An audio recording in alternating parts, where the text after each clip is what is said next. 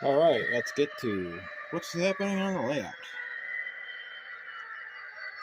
Besides a broadly limited locomotive now being my favorite because of that manual notching up and down and other decoders, besides Paragon 4, other than Paragon 4, you hit it once and it just keeps going up and up and up. While Paragon 4, you can actually do it one at a time. So, what's been going on? Well, that's been painted. This had been painted previously over here. We now have this painted with one coat. This has got two coats on it. We've got a little more painting here. There's the Boston Main U33B. And we got this painted. Now, somewhere now through here, there's going to be black painted over it, but I painted it brown just to make it look better.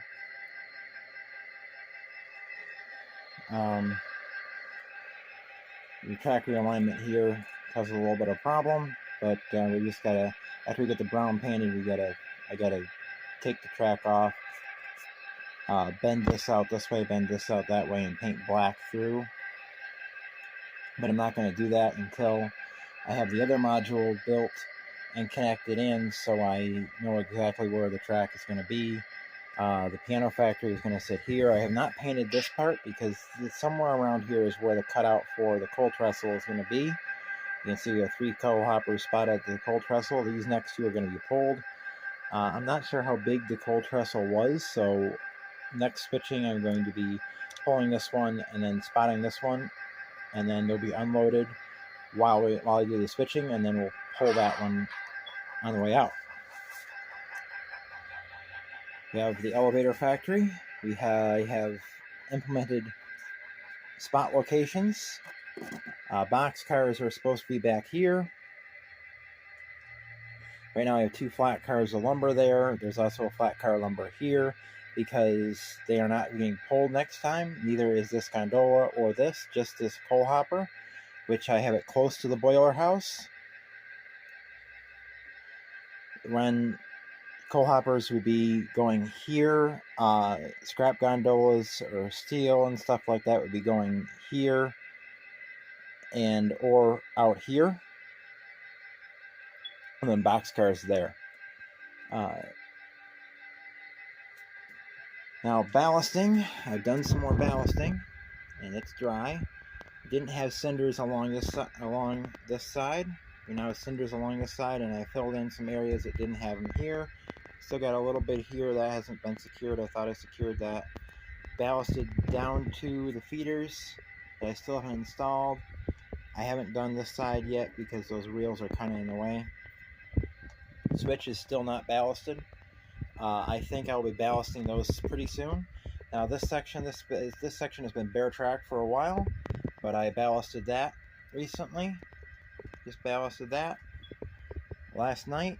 It's already dry. I also finished off this section, which was it was not ballasted beyond here. I still have to ballast here. That'll be ballasted when I do the switch.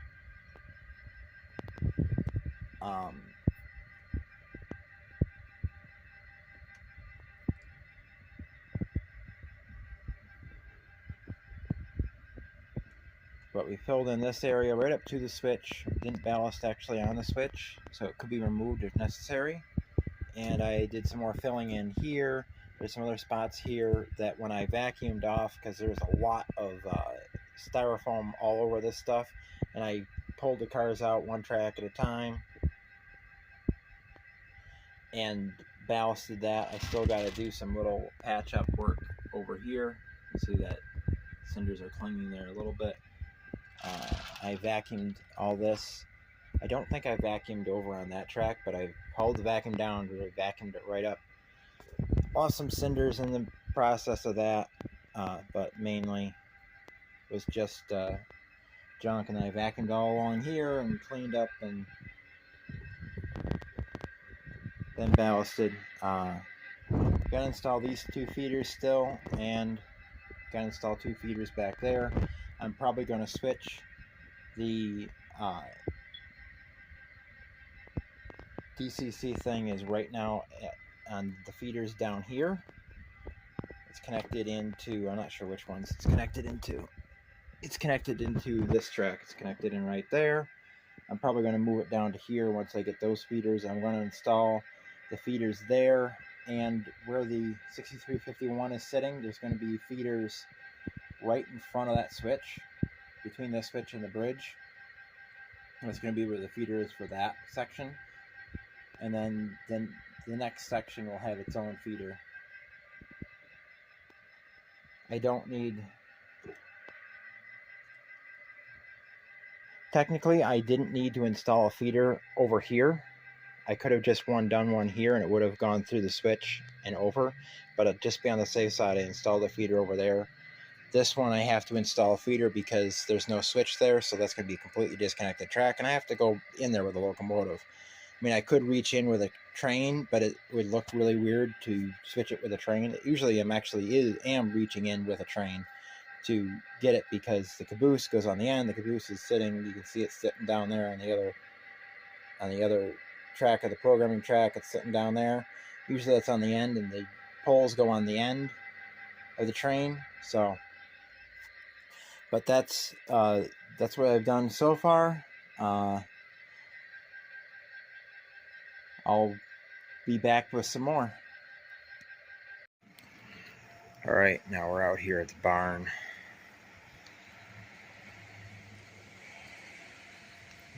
Maybe see the wall bowing behind me. We're gonna go inside and show you what's wrong with the barn.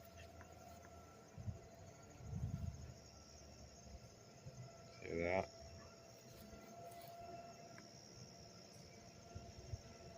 Yeah. All right, now this stuff that was left here. You can hear water dripping. The remnants of the hurricane coming through. Floor here is wet, but it is sturdy. I'm bouncing up and down on it, and it doesn't even shake the barn, which is good. However,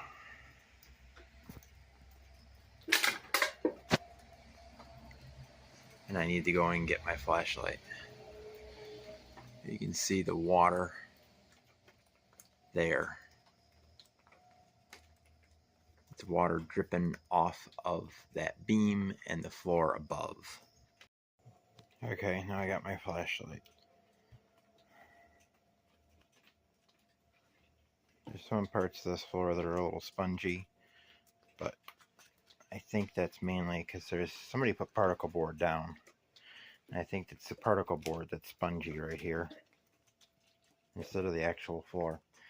All that water staying in there. Now, if I can get rid of all this stuff, which right now my garbage can is full, if I can get rid of all this stuff, it'll allow the barn floor to dry after every rain. So that's the main thing right now. But there's the broken beam. That is an 8x8 or 6x6. I think it's 8x8 beam. That is horizontal. You can see the barn structure. There's one over there. That one is good. It is wet, but it is good. And that corner beam is fine. That one is not. This one is not. Floorboards bad. Floor joists. Now those are okay. The floorboards themselves are junk. Those have to be taken off. All the way over to there. And there's some over there that have to be up there. Probably just cut right across there and replace those. This beam is what broke. This is the first thing I saw, and I didn't see until I got over here. And I'm going to get wet going over here because it's dripping on me, which is nasty because that's nasty up there. Yeah. Getting dripped on, getting dripped on, getting dripped on. It's broken glass over here. There's the wall coming out, caving out, and I'm getting dripped on a lot. That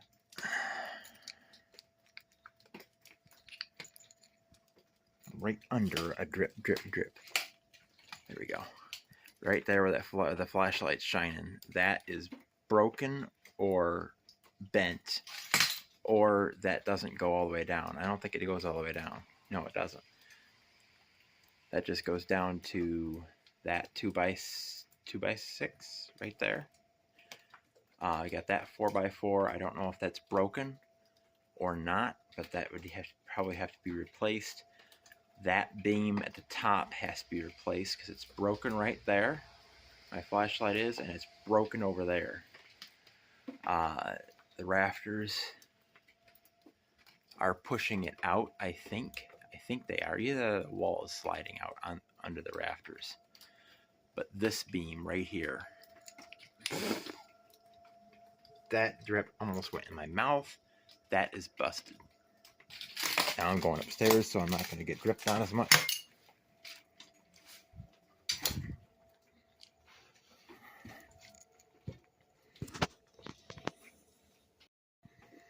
All right, now I've shown up here before, but last time I was up here recording, the floor hadn't fallen. See, that entire beam along the side there, that 40-foot beam, has to be fixed.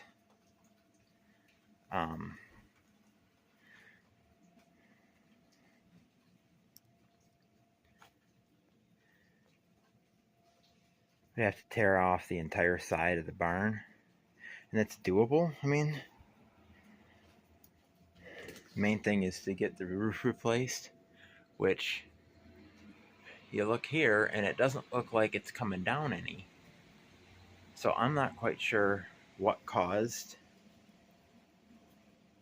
that sidewall to bust off. But here we are up here. You can see where the floor has gone down over here. That beam is right under there. And over there, so I'm working on floor joists that aren't really supported.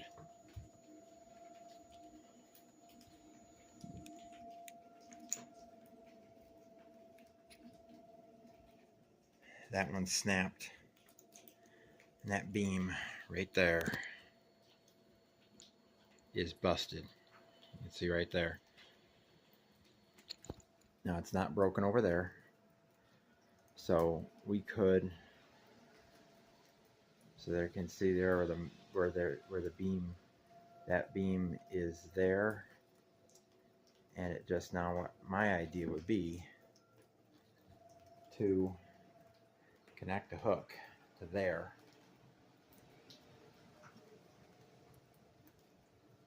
Connect a hook to there. Use a come along between the two, because those are right across from each other. And ratchet them together. Pulling that beam in, and then putting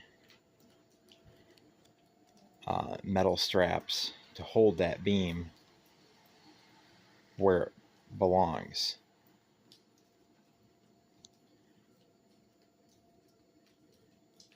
I don't know if that would take it though.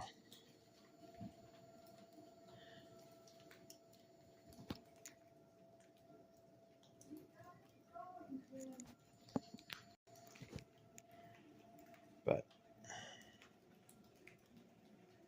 you got some wood there. But that's the roof. Huge hole in it. The only way I can do anything on this is from a bucket on the outside, which, because I can't get over there, because there's no way for me to walk over there without falling through, because that's all wet. I wouldn't dare walk on that. I would have to be in a bucket from outside, or from a ladder from below, if that's stable. So I don't even know if I can fix it myself. I think it's just too far gone. There's no way I can hire a contractor to do it because we don't have the money.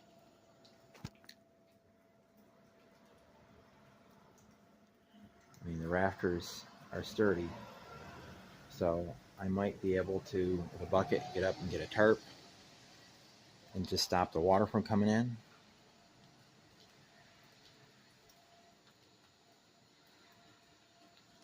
rip off all this wet stuff that weighs a ton, rip it down to the wood, and then staple plastic or something like that to that.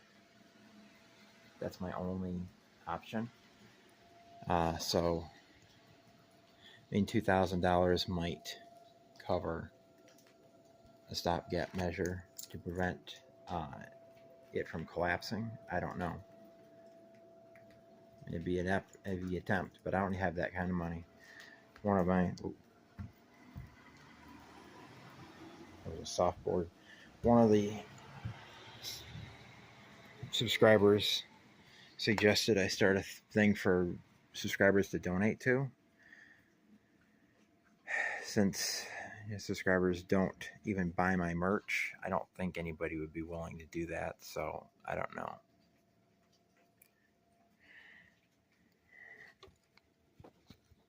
If a bunch of you want to cut, because we got that beam right there. You can see that one. That one's straight and true.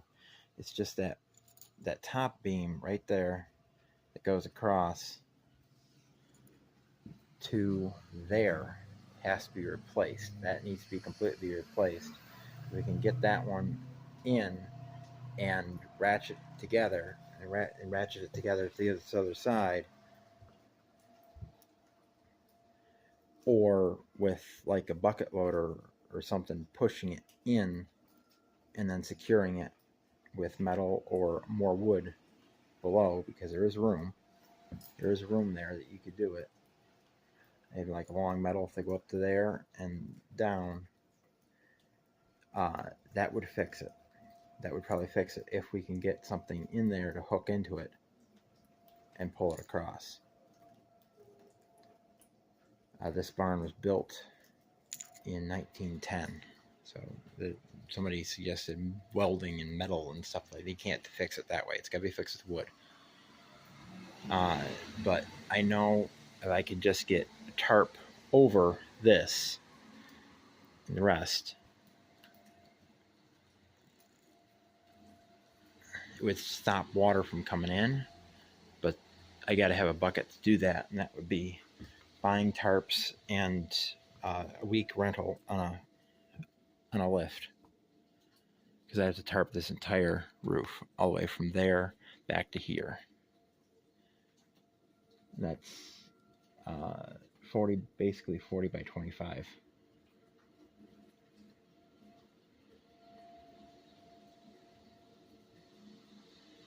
But the ridge pole is good.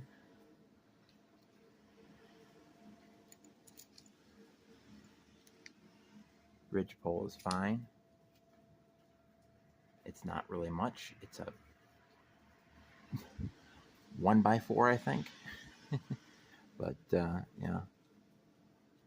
But that's what's wrong.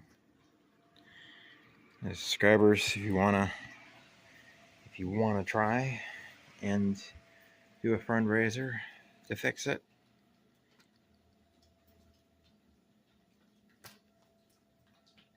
you can. My guys, local guys in the NRA, Paul, if you wanna, some people who would want to try and help fix it, I'll take the help, but I don't know if it would be successful. That's the thing. So, from CP Silver Springs, milepost 368, then folks, Southern Tier Line, keep on living trains, Tim out.